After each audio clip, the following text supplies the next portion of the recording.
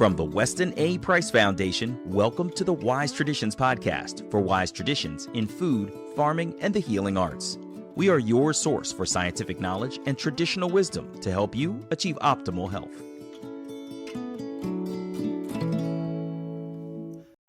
Welcome to Wise Traditions, Will. Nice to see you, Hilda. It's nice to see, we're not in person, but I can see your face and your hat and your beautiful face. You look great. Yeah. Thank you. You've rubbed off on me. That's why I'm wearing this cowboy hat. Oh man, I feel naked. For a long time, I have respected the work that you're doing as a veterinarian and then as a farmer and all the things. It kind of blows my mind. We first spoke, I literally think, Will, you were like episode 4 of this Wise Traditions podcast, which was 8 years ago. And so a lot has happened between when we first spoke and now, especially in the realm of vaccinations. So I was wondering if you could give us an overview of how they tell folks who handle livestock to protect their herds from sickness. Can you give us the lowdown on that? Well, there's two worlds in livestock. There's the commodity factory farms, and then there's the rest of us. And it's worlds apart. It's completely different. So if you have a factory farm, in other words, confinement livestock, CAFO, confined animal facility, you need all the vaccine in the world and all the chemicals in the world, the antibiotics, because they're living in their own manure. They're eating a GMO, genetically modified diet. They're cram jammed together, and they're under unreal production pressure. You know, you got to bang out a calf every year. You got to have 2 litters of pigs a year. So it's a recipe for disaster. And again, when you eat in a restaurant, you're going to be eating factory farm food, period.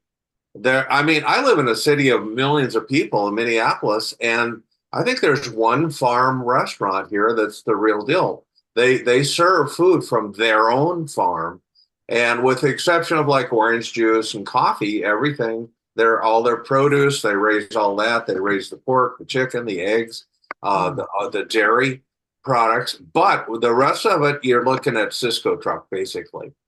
And so it really makes eating out difficult and makes travel difficult. I travel mostly to food deserts. I work in the country in rural areas, like for Thousand Hills Cattle Company, where I work. We're aggregators for grass-fed beef, and we have at any given time maybe 60 producers, and these are mostly maybe they sell us 5 head a year. Maybe they sell us the biggest would be 100 a week. But in that process, we aggregate between 250 and 350 animals a week that are 100% grass-fed. And I have visited every single farm that they're following my instructions. I'm the consulting veterinarian for Thousand Hills. So I get to have boots on the ground. I really get to see that. But boy, is that rare. And it's also rare for any restaurant to take our beef and put it on their menu. We had one restaurant in St. Paul, the Twin City town, and all the beef they served there was Thousand Hills beef, and it was really awesome that you could go in there and relax. You don't have to worry about the beef. And then they tried to do that with the potatoes and the corn and the carrots and the peas and the salad.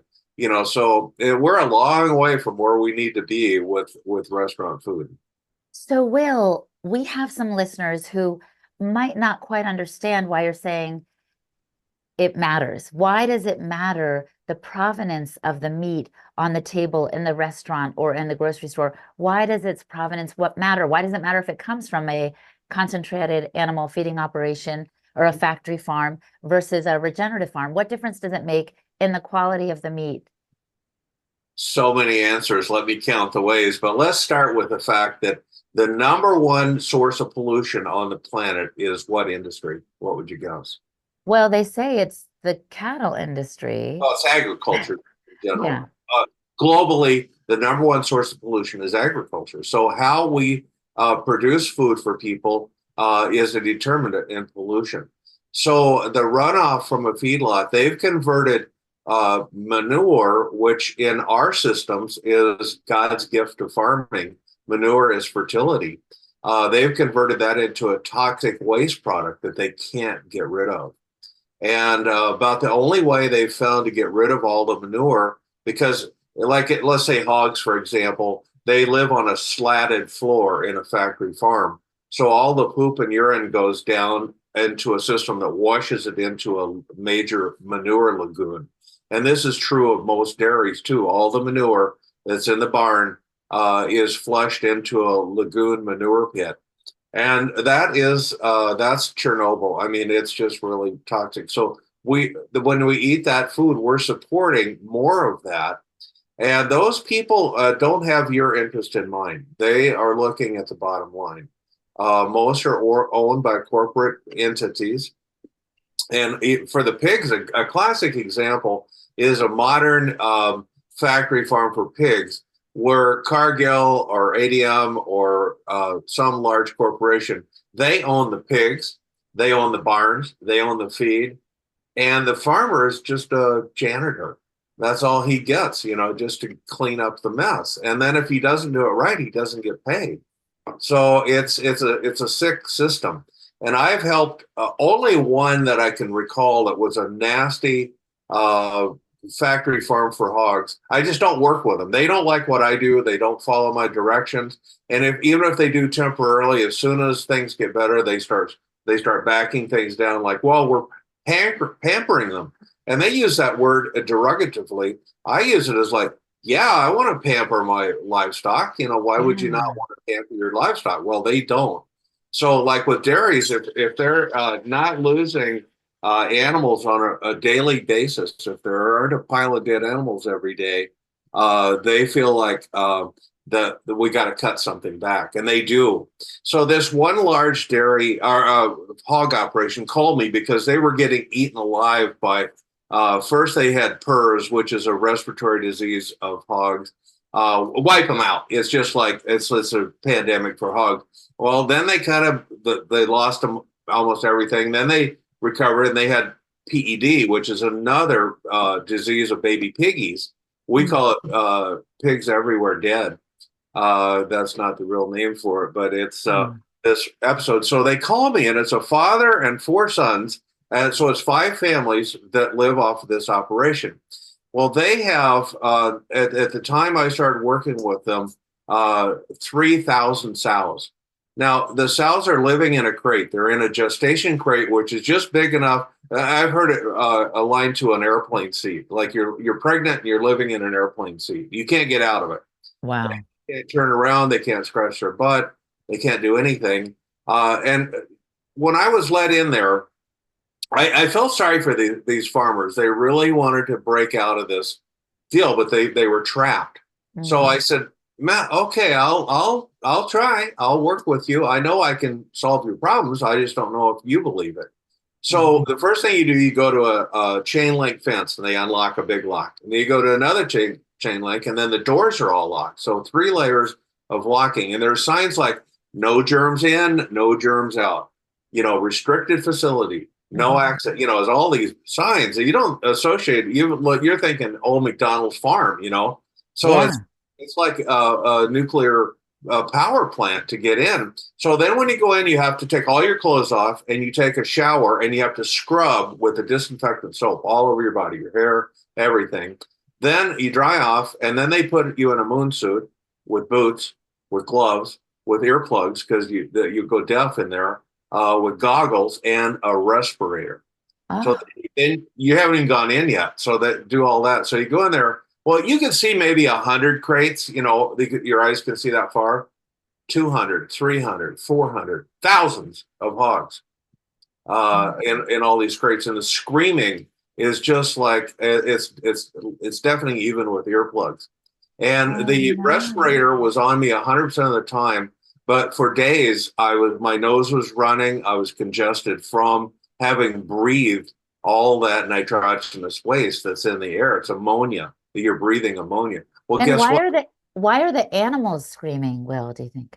They're in pain. They're in misery. Their pigs are smarter than some humans. They're certainly smarter than dogs. So of all the animals to torture, a pig is really not a good one, and I don't know why it's done. California, this is breaking news. They just passed a law. You can't have hogs in crates anymore. Crate-free hogs. This is in California only, and this is in the last 3 days. So in our newspapers, filled with hog farmers like, "Whoa, we'll go broke, and it's dangerous. You're putting us out there with these dangerous animals if they're not in a crate," which is total not true. Yeah. Thank you Thank you for censoring yourself. This is a clean show. So, you're like, it's total not true. Yeah, thank you. Yeah, you know what I was thinking though. But Yeah. so anyway, the what I did on this farm is I said, well, we have to get them out of the crates, and we have to do, I put them on a natural program, no antibiotics, cut off all the antibiotics. So the guys called me the next day and said, yeah, we had 7 more deaths today. I was okay. They called me the next day. They said, well, we had 5 more deaths today. So about the third day, this guy was these guys are desperate. They're dying. They're going bankrupt. A lifetime, generations.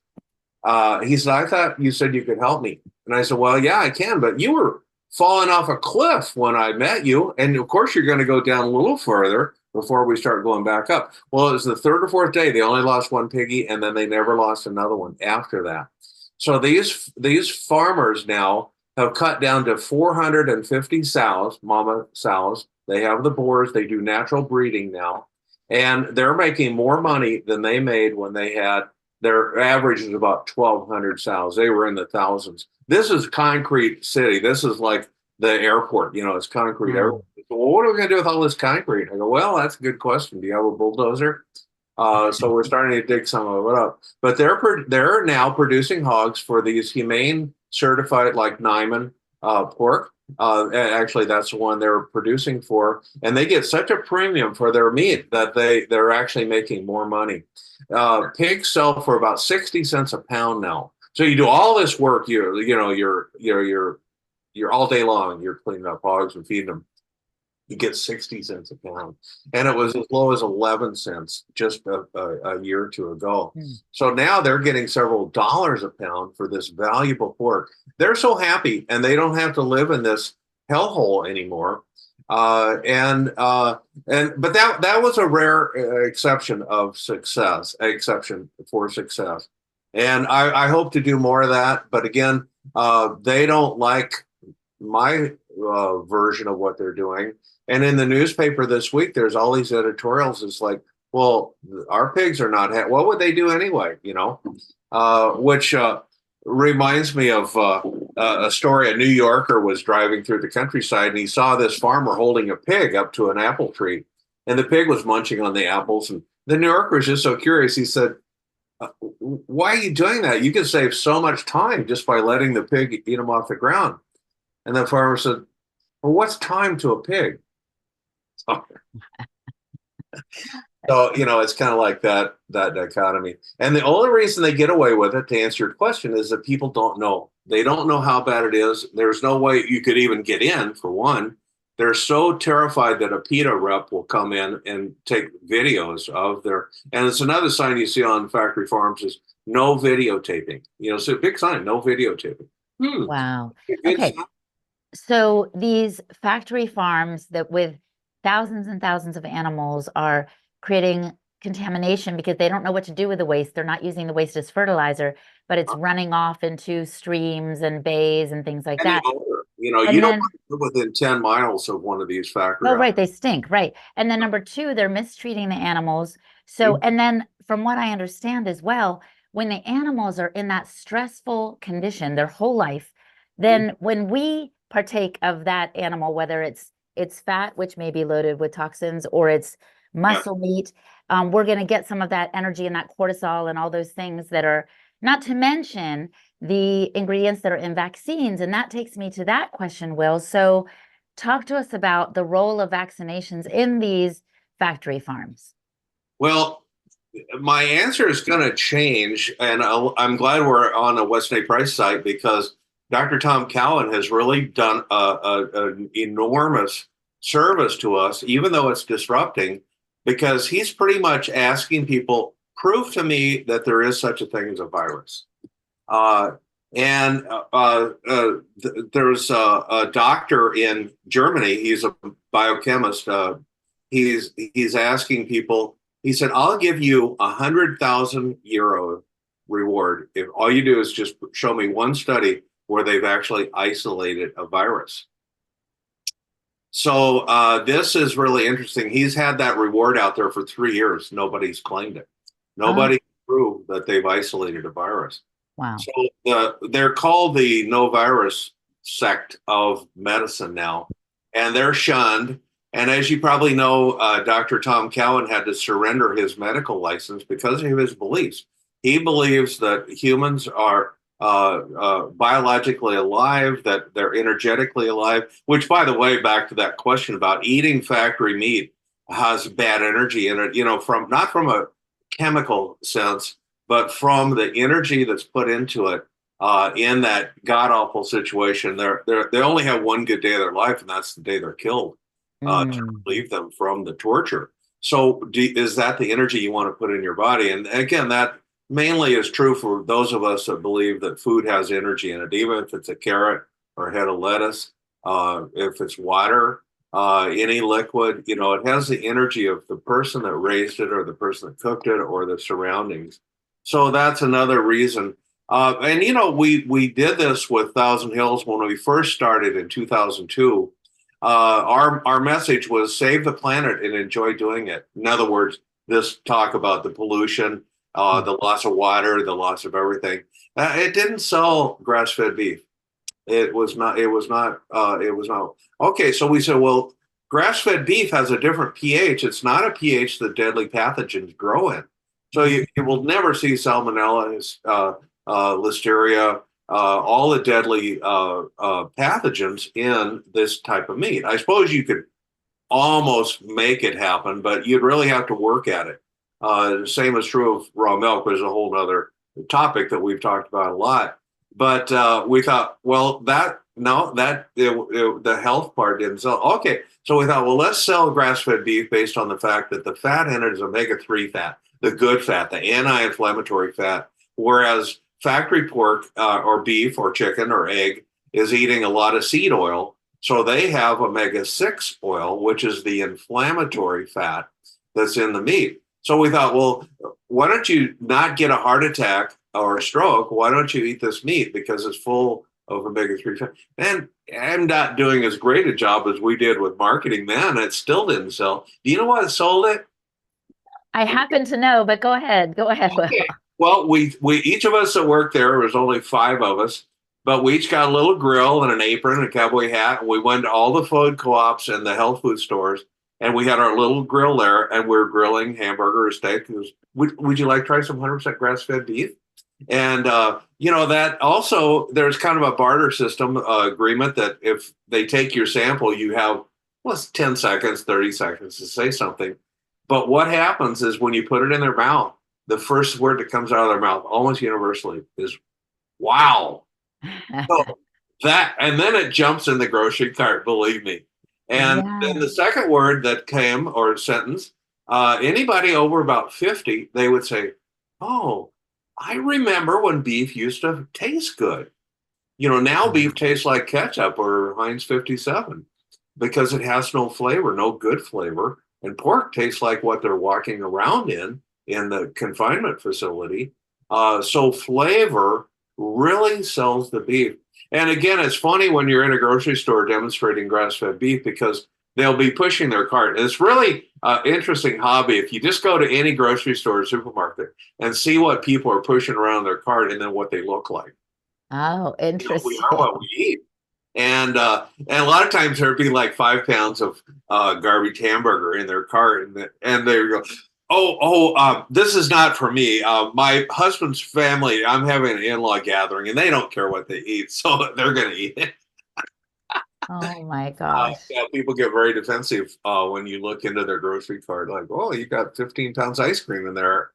Right. It's like looking in their bank account. They feel their privacy has been violated. Well, but it happens to taste good. Good grass-fed beef happens to taste really good. It also rings your bell. And I've cooked thousands of steaks for guys, tens of thousands. And you give a guy that would normally eat a 32 or 42 ounce steak at Ruth Chris Steakhouse and then ask for dessert. You give them an 8 to 12 ounce ribeye or New York strip that's grass fed. They push away from the table. It's like, God, I feel great. I'm full, and it's because it rings your bell. It's got all that satisfaction in it with all the minerals and vitamins and nutrients. Your body recognizes good food.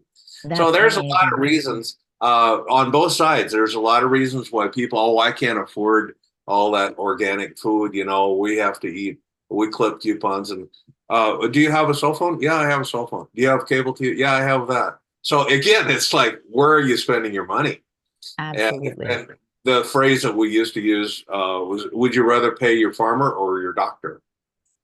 But I know you want to talk about vaccine, and I do too, because that is a bell ringer for getting people's attention. Right now, I was pleasantly shocked at how many people were reacting negatively to the news that came out that there's mRNA vaccine available for livestock, because they've already demonstrated that if you give it to an individual, it's already in the milk the next day. So in humans, so the babies are getting it. They're getting the lipid nanoparticles. They're getting these adjuvants and things that are in this vaccine, even though they didn't eat it themselves. And the industry always pushing that edge. They're inventing aerosol vaccines, so you don't even have to get jabbed. Or you put it in the water, and everybody's vaccinated. That's what they want, especially for poultry operations. And poultry operations are very similar to what I said about the pigs. They're highly confined. You see these pictures of, it's just wall-to-wall chickens or turkeys or ducks. And then they can't figure out why they're getting avian flu. I quit clipping articles about avian flu, what it was costing the government and people and farmers. It's in the billions of dollars. Because what they do, if you test positive for avian flu, guess what? The next step is they kill everything. Wiping it out. Yeah, wiping them out. Oh, it's so sad. It's genocide. It's absolute criminal, but they will wipe out every animal you have. And there was a while back ago, we had a guy named Mark Purdy. Do you remember Mark Purdy? You can't interview him now because he's in heaven, but he died at 42. He's a dairy farmer in England. And he was the guy that was the whistleblower about what people call mad cow disease. He knew that it was not contagious, but he couldn't prove it. So he went about his life, because this guy had 2 times that the government agents came out and machine gunned his whole dairy herd in front of him and his wife and children. Oh, no. That was for foot and mouth disease. One of his neighbors had foot and mouth in their cattle. So anybody that was adjacent to that farm had to exterminate all their animals. So that was hideous. And that was PTSD for him. It was permanently scarred him. Well, then when this BSE came out, the same thing happened. He had his whole herd exterminated because of the fear of BSE. So he went on a rampage. He went, you might say, insane, or he actually got sane. And he proved that the prion diseases are not an infectious agent, but it's an environmental disease. And in his particular world, where the path of the supersonic, the SST from Paris to London, that thing was supersonic. So it was a sonic boom. And he found out that the sonic boom triggered a reaction in the brain where they're storing certain elements in the brain. And when there's certain things like a sonic boom will trigger it and it blows holes in your brain. Fungiform encephalopathy. And the same is true of Creutzfeldt-Jakob disease in humans, which is human mad cow, or all the other prion diseases. Now we have chronic wasting in our deer herds. We have scrapie in sheep. These are prion diseases. It's been proven that mRNA vaccine triggers prion diseases too. Wow. It's way beyond that. And then earlier in Europe, they had a fear of this foot and mouth disease. So they gave everybody an organophosphate, Fosmet, which is organic phosphate is an insecticide. It's a wormer. And they were afraid of the germ.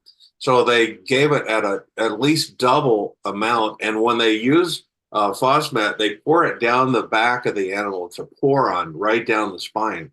Well, what's right under the skin on this point? The spine, the spinal cord, and that Fosmet was changing the chemical makeup of the brain and nerves, and it turned it into basically a battery, where the energy, the electrical energy that all nervous systems have, was stored, and then certain things like the sonic boom is just one example of several things that explode that battery, and you get these releases. So that's a whole nother deal related though to the same thing. And again, here we are again with things that trigger it.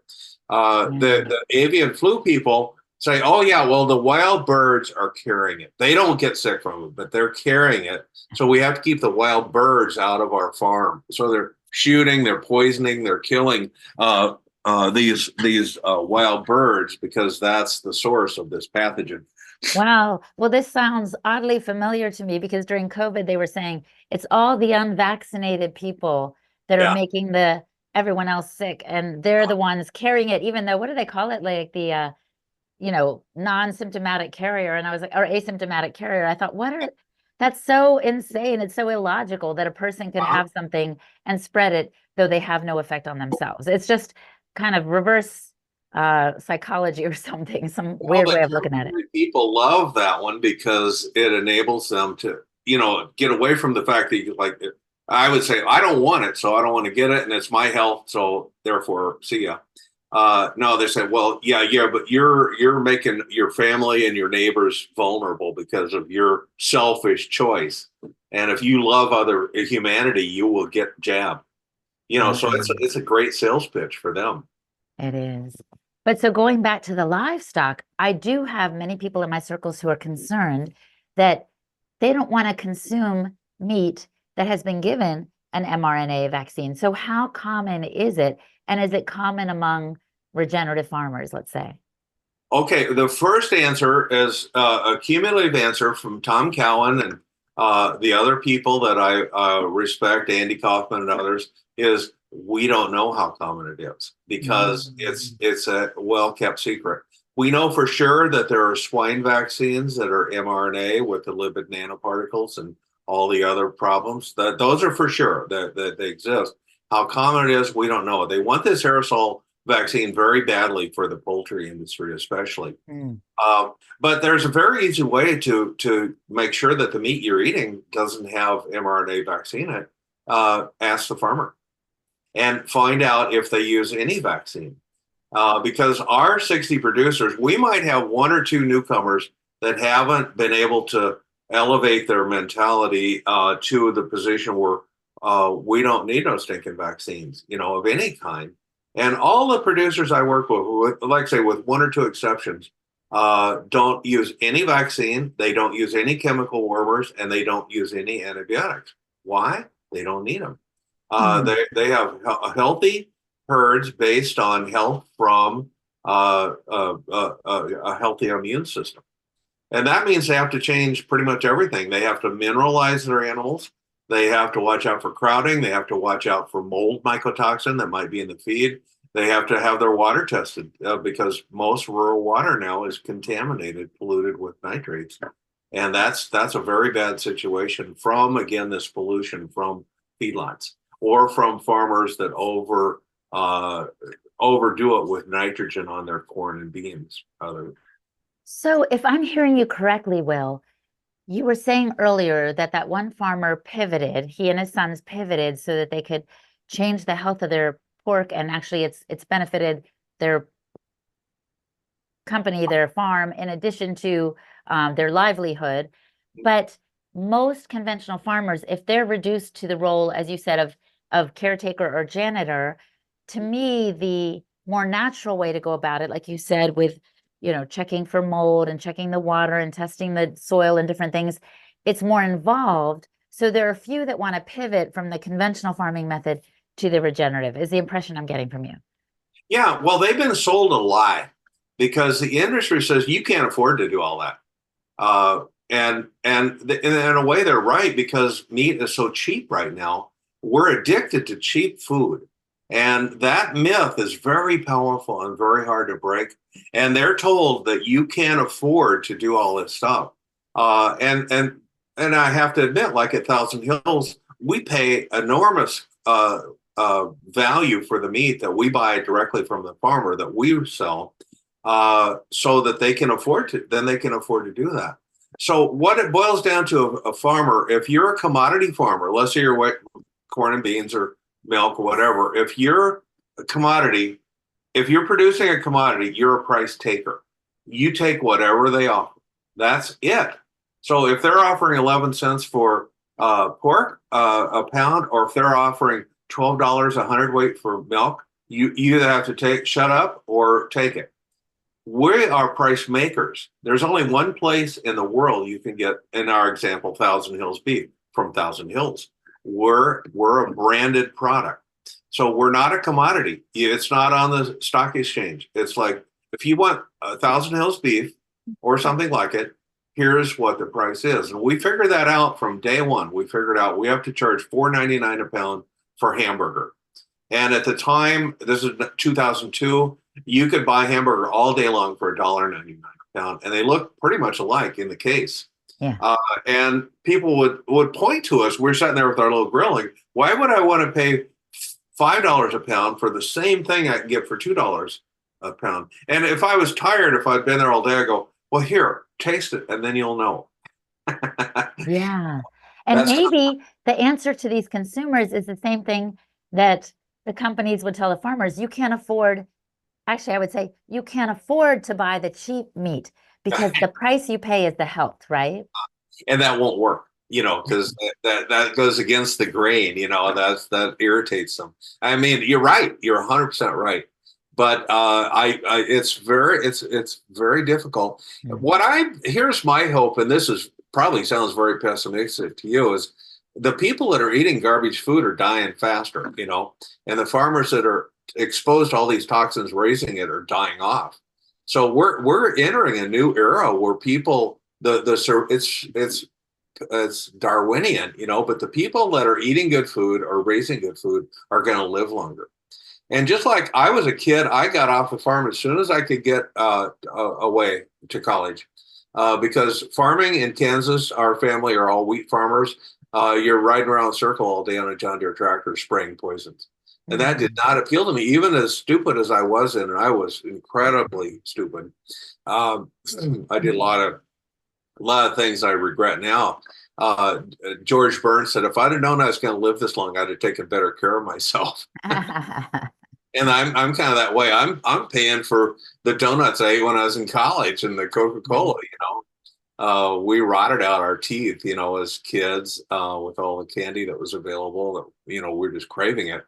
So, we pay for that. But the young, I work with a lot of young farmers now, and the average age of a rancher is in the late 60s now. Late 60s. And I think it was Elon Musk or Bill Gates said you can evaluate the health of any profession by the average age. Like the Googlers, their average age is like 24. So there's a profession that has legs. It's going to last a long time. If the average age is 68 for ranchers, that's a profession that's dying, unless we get new blood. And we are seeing that. And we do run into these. There's two kinds of dilemma. One, a Sonny boy comes home from college and, Dad, I got all these great ideas. And Dad says, shut up and get out in the barn, Or Sonny boy goes to college and learns all this high-tech stuff. And Dad's saying, son, what my dad did is better than that. I know it sounds glossy and exciting to you, but we need to revert back to what Grandpa used to do. And so we see that we're, a lot of times I'm thinking to myself when I'm doing an intervention, you might say, of the consulting, is I feel like a family therapist a lot of times. I'm not trained in that, because there's usually someone that's the foot dragger that I don't know, this sounds too good to be true. And so you kind of have to find out who's the one that's fighting, change, even though change is absolutely necessary. And I've told this story to a lot of people, but we had one young guy came. I met him when he was 22, just graduated from ag school, from college. And he came home and his dad said, well, son, here's the keys to the farm. This farm is yours. And he had beautiful 1,200 acres of corn and beans. And he said, it's yours. I'm your hard hand. And this Ryan Herman's the guy's name. I love this kid. I met him when he was 22. And he said, well, Dad, I want to raise grass. I want to raise grass-fed beef. Well, to a corn and bean farmer, that is the enemy. That's like saying I want to raise coyotes and, jackrabbits or something, but his dad didn't have a heart attack and die on the spot, He did help his son. And the guy Ryan called me, and as a consultant, he did 100% of what I recommended. And that almost never happens. People might do 50% or, well, we couldn't find that, or we don't know if we're ready to do that. But he did 100%. And the next year, he had a herd of cattle. And the second year, he started making payments on the farm to his dad. His dad just gave it to him. He said, no, I'm going to pay you, Dad. This is $15,000 an acre of corn ground. I'm going to pay you. And he did. He paid off the farm. Well, within the third year, he was in the black. He was making a profit. So now Ryan is married. He's got a couple kids on the ground. He is ranching, I believe, 3,800 acres, raising all 100% grass-fed beef, done the right way, and sheep. As sheep now, hair sheep. And the point that made it so poignant to me, Ryan's best friend was a kid that grew on the next farm over. They rode the school bus together. They played ball together. They went to college together. When that kid came home, his dad said, well, dummy, you've been screwing around for 4 years in college. Here's a pitchfork. Get out there in the barn. Well, about a year later, that farm went belly up. That dad was not willing to change anything, went bankrupt, broke, went to town and died. And that kid is a hired hand for Ryan now. He has nothing. He has no farm, no heritage. All that went down the toilet. I think people have gone through such a health crisis, and I'm not just talking about COVID. I think people are so depressed and anxious and lacking energy that they realize something has to change. And a lot of people are turning to food, and they understand the distinction, as you've been making it, between factory farms and farms that are doing it right. And even if they can't see behind the scenes, though I think there are videos, secret videos and things out there, they're realizing, okay, what's happening here isn't good for the planet or the animals or me, and they're making a different choice. Yes, exactly. Well, you're a big part of that revolution with your podcast and the work you do with the West A. Price Foundation, Sally Fallon, Tom Cowan, all the others are, what West A. Price said, you educate. No, you teach. That was his dying words. And that's what it is all about. He was a holistic dentist in the 30s, and he knew that diet was related to whether you have goofed up teeth, cavities, sideways impacted molars, all of that. He figured it out through diet. So, he said, you got to teach this, And if we don't have those kind of people, we're going to be eating a lot of Crisco, hydrogenated cottonseed oil, and oh no, it's pure, it's white. Look at it. How could it be bad? It's snow white, and it doesn't taste like a pig. And, they sold, when I grew up, we ate pie crust made with Crisco. And the farm families, they love Crisco, but they were sold a lie.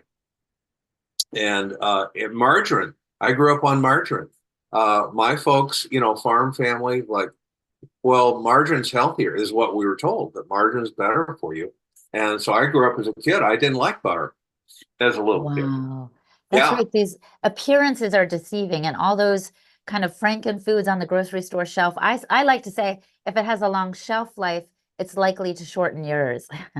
Oh, I've never heard that. That's really good. But I think it's really true, because all those preservatives and all those weird chemicals in there, it'll last a long time up there, but it's not going to do well for your digestion and your health. So, so now we're getting near the end. Will, is there something that we need to know? You said ask your farmer if you want to know what practices they're using, indeed, especially if they're using an mRNA vaccine on their livestock. Is there something else we should be aware of if we want to be savvy consumers? Well, first of all, you have to know a farmer to ask a farmer anything. So that's the first step, is go to the farmers markets for a starter.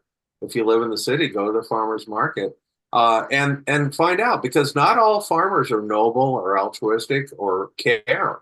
Farmers, I had this. It was a sad admission for me to admit that most farmers are terrible ecologists, terrible. They'll spray anything. If they see a weed, they're going to zap it with glyphosate, with Roundup.